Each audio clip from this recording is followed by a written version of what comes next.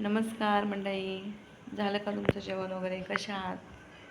तर आज एवढ्या दिवसांनी मी लाईव्ह घेतली होती.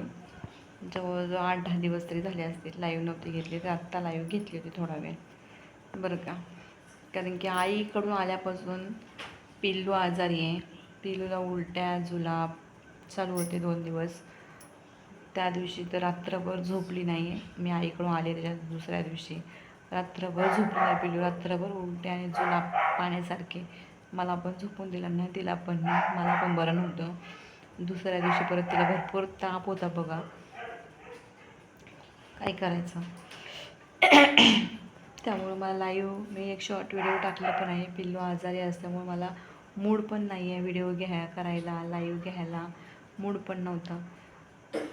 पूर्ण म्हणजे असं नाही का, तिकडं पण जागरण झालेलं ना. जागरण किती दिवस झाले, आज 5-6 दिवस तरी मी तिकडंच होते. त्यामुळे जागरण पण होत होतं. आम्ही दिवसभर पण झोप नसायची. रात्री जायचो 10 वाजता पालखी आमची उठवायचे नाचवायला. पालखी 10 वाजता नाचवायची, तर रात्री 12, 1, 2, अडीच पण वाजायचे पालखी नाचवायला. तिथून घरी आलो की झोपेपर्यंत वाजायचे. इकडं तिकडं 2:45 वगैरे. झोपलो की परत सकाळी पहाटे 5ला उठायचं. झोप काय होणार आहे 2 तासात. पहाटे उठल्यानंतर मग दिवसभर ती कामं आणि कामं आवरली. जरासं दुपारचं झोपायला गेले तर मुलं ही काय झोपू देत नसायची. आणि जागरण काय मला सण व्हायचं आहे. मला पाय माझे एवढे वळायचे ना, बापरे बापरे, पिंजऱ्या पायाच्या खूप दुखायच्या, झोपच लागायची नाही. जागरण मला अजिबात सण होत नाही बरं का. आणि तिथून आलो घरी तर ही आजारी पडली, मी आजारी पडली. हा पण आज 2-3 दिवस झाले खोकतोय. याला पण त्या ट्यूब आणल्या आपल्या ह्याच्या वाफेच्या. याला दमा येतं. हा अचानकच त्याला त्रास होतो म्हणून ते वाफेच्या ट्यूब आणले. दाखव रे वाफेच्या ट्यूब आणले. आणि आता महागाई पण खूप वाढली आहे. दाखव. असंच काढायच्या ना, तर ठेवून दे लगेच. हे बघा 10 आहेत, 10. ह्या 5 आणि ह्या 5, 10 आणल्यात बघा. मग अशी मेडिकलमधून जाऊन अस्तालींच्या आहेत त्या ट्यूब वाफेच्या दम्यावरती. तर ती वाफ दिली की मग त्याला बरं वाटतं. अचानक जर त्रास झाला तर काय करू. वाफेची मशीन आहे माझ्या घरात, 2000ची आणून ठेवली मशीन त्याच्यासाठी, मुलासाठी. ह्यालाच दमा आहे मुलाला ह्या. आणि झोप, अभ्यास कर. महागाई एवढी वाढली आहे तर काय विचारू नका. मग याच्या पप्पाचा फोन आला परवा आणि मला म्हणलं घरी किराणा भरून घे. तर म्हटलं पैसे कुठे आहेत, तर पैसे पाठवतो, किराणा भरून घे, मेन वस्तू भर घरी. मग पहिलेच 5000 पाठवले काल सकाळी पाठवल्यानंतर मी लगेच गेली दुपारी. आला शाळेतनं 12 वाजता, तेव्हा मी लगेच गेली उन्हातून. ह्या दोघांना ठेवलं आणि गेले तांदूळ बघायला. तांदूळ बघितले, तांदूळ खूप भारी होते. 990 रुपयाला 30 किलोची बॅग होती. मग 2 बॅगा घेतल्या आणि 2-3 ठिकाणी तेलाच्या डब्याची चौकशी केली. ते काही ठिकाणी 2200 रुपये होता राजा तेल, तर काही ठिकाणी 2150 होतं, तर काही ठिकाणी 2140 होतं. म्हणजे ते 2140 रुपये होतं. तिथं मी एक डब्बा तेलाचा घेतला आणि डाळी घेतल्या 4 किलो डाळी घेतल्या आणि तेलाचा डबा घेतला. तुम्हाला तर दाखवते, चला बघूया. तांदूळ पण एकदम खूप छान तांदूळ आहेत. तर चला तुम्हाला दाखवते. तर बघू शकताय बघा, तांदळाच्या 2 बॅगा घेतलेल्या. उठ बघा, उठ तिथून उठ.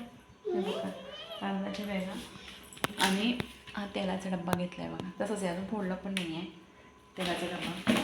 कारण की मी किराणा भरला आहे, तर किराण्यामध्ये मी 5 लिटर तेल भरलं होतं. दर महिना मी 5-5 लिटर तेल भरतेच किराण्यामध्ये. पण हे बघा, हे तांदूळ एक बॅग फोडली आहे मी, बघू शकता. एवढे भारी तांदूळ आहेत की त्या तांदळामध्ये अजिबात घाण नाही, काय नाही. हे बघा तांदूळ वगैरे चांगले भारी, अजिबात म्हणजे अजिबात घाण नाही आहे बघा. थोडी पण अजिबात घाण नाही आहे तांदूळ. एवढे तांदूळ भारी आहेत, लय भारी तांदूळ आहेत. असे 2 बॅगा घेतल्या, 30-30 किलोच्या आहेत. 60 किलो हे तांदूळ घेतलेत मी. आणि हे बघा इकडे ते घासून ठेवले टाक्या तांदळांसाठी. 2 टाक्या घासल्या, थोडं घासून ठेवले. आता ह्याच्यातनं भरून ठेवायचे. आणि हे बघा इकडे डाळी डाळ घेतली, आज तापट टाकली होती डाळ, दुसरी भरून ठेवले, दुसरी डाळ होती ती भरून ठेवली. याच्यातली डाळ आहे ती, दुसरी 1 किलो वेगळी आहे. आणि ही बघा तापवून ठेवले. चल आता हे तर नुसतं फक्त तांदूळ भाकरीचे झाले बरं का. आता भाकरीचेच तांदूळ आहेत फक्त, 2 नाही का, भाकरीचेच तांदूळ आहेत. तर ते फक्त भाकरीचेच तांदूळ आणलेत. अजून भाताचे तांदूळ 2 बॅगा घ्यायचे आहेत, ते जाणार आहे आम्ही आणायला. परत सकाळी काल 5,000 पाठवले ह्याच्या पप्पानी, त्याच्यात ते तांदूळ आणि 2 बॅगा तांदूळ घेतले, 1 डब्बा घेतला तेलाचा आणि 4 किलो डाळ घेतली बरं का. त्याचे बरोबर जवळजवळ तुम्हाला सांगून रिक्षाचं भाडं ते 1200 होता. त्या 1200साठी मी त्या लहान बाळाला कपडे घेतले. तर पूर्ण माझे 5,000 गेले. 5,000 मधले फक्त 200 रुपये उरले होते बरं का, 200 रुपये. तर 200 रुपये उरले होते मगाशी. ते 5,000 मधले ते पहिले 5,000 सकाळी पाठवले होते. त्याच्यामध्ये मगाशी मी ते बघा ह्या ट्यूब आणल्या, तुम्हाला आता दाखवल्या त्या ट्यूब आणल्या, 1 लिक्विड आणलं आपलं मच्छरचं, आणि 2 ते पावडर असतात ना आपल्या धान्याची पावडर, ते बघा तिथे आहेत, दाखव रे धान्याचे पावडर, ते 2 डबे गेले, 250 रुपये गेले. हे बघा 250 रुपये गेले धान्याची पावडर. ते हे तांदूळ आहेत ना भाकरीचे, त्याला लावायसाठी. अजून त्या ह्याचे तांदूळ घ्यायचे आहेत खायचे, त्या तांदळाला लावायचे पावडर, ते दुसरे आणायला लागतील अजून मला 2, म्हणजे ते पण 60 किलो आहेत. हे 60 किलो तांदूळ भाकरीचे, ते 60 किलो घेणार आहे तांदूळ. आणि 1 पोतं ह्याचं घ्यायचं आहे ज्वारीचं, आणि 2 पोती गव्हाची घ्यायची अजून, म्हणजे वर्षभराचं मी पूर्ण भरून ठेवणार आहे. तर ह्याचे पप्पा म्हणले मग काय काय घेतलं असं, मी सांगितलं असं एवढं घेतलं. ते 5,000 बघा, ते 5,000 तेवढं झालं सांगितलं. सकाळी पैसे पाठवले काल ते. परत मग दुपारी फोन केला तर परत संध्याकाळी 5,000 पाठवले मला. परत 5,000 पाठवले. तर त्याच्यामध्ये ते 2 पोती म्हटलं तुम्हाला ना, आता खायचे तांदूळ घ्यायचे, 2 पोती तांदूळ घ्यायचे आहेत, मिरची आणायची आहे, मिरची पावडर आणि सिलेंडर. त्याच्यासाठी ते 5,000 रुपये जाणार आहेत, कारण की ते तांदूळ खायचे महाग आहेत बरं का. 2400 म्हणजे 2,500 ते तांदळाचेच जाणार आहेत. सिलेंडर 1,000, 3,500 गेले. आणि मिरची जवळजवळ 800-900 रुपये तरी मिरची लागतील बरं का, कुठं बिटं हे पर्यंत, म्हणजे 450 ते गेले, म्हणजे 10,000 रुपये ह्याच्यात गेले. परत म्हटलं आता ते 500 रुपये खातील, त्याच्यामध्ये 1-2 किलो लसूण आणून ठेवणार आहे. आणि मे महिन्यापर्यंत 1 पोतं ह्याचं घेणार आहे कांद्याचं, आणि गव्हाचे 2 पोती आणि ज्वारीचं, हे नंतर घेणार आहे नंतरच्या स्टेपला. पण हे आधी हे आधी घ्यावं. 2 गव्हाचे पोते आणि ज्वारीचं पोतं आणि तांदळाचं पोतं, कांद्याचं पोतं, ते मी नंतर घेणार आहे नंतरच्या स्टेपला. एकदाच काय जमणार नाही बघा. आत्ताच्या एवढ्या ह्याला 10,000 रुपये लागले, त्याला पण अजून 5,000-1,000 रुपये पुरायचे नाही. मग कांद्याचं पोतं पण 800-900 रुपये पोतं आहे कांद्याचं. गहू पण तसेच आहेत, गहू 2 पोते घ्यायचे म्हटलं, ते पण 2,000 रुपये जाणार आहेत. परत ज्वारी बघा काय राहते पैसे, 15,000 रुपये. हे असं म्हणजे आपण वर्षाचं भरतो, पण ते परवडतं बरं का, एकदाच भरलेलं सामान. महागाई एवढी वाढली तर काय विचारू नका बाबा.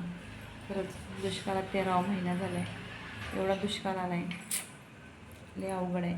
माणसाने जगावं कसं आणि काय खावं आणि काय नाही, जगावं का नाही माणसाने, ही परिस्थिती आली आता. त्याच्यासाठी याचे पप्पा म्हणले कंपनीकडनं पैसे घेतले, कारण की 1 महिन्याभर नव्हते कामाला, कंपनीकडनं पैसे घेतले आणि ते पैसे पाठवलेत त्यांनी 10,000. पण म्हणले भर म्हणून, घरात 2 पोरं आहेत, सिलेंडर भेटत नाही.